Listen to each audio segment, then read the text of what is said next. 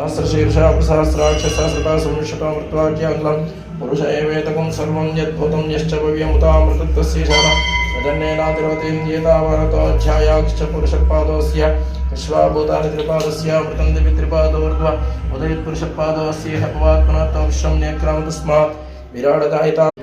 Digambar Shripad Vallabh Digambar